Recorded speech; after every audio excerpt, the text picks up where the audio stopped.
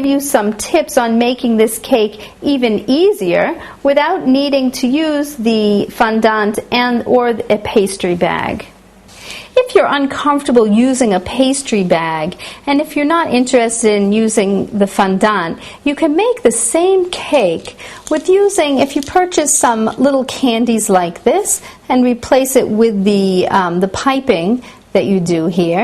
And then you could also purchase some real satin ribbon and try to match the colors, but you don't need to match exactly.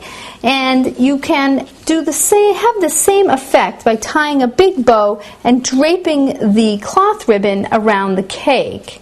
The same thing can be done for this little bow in the front.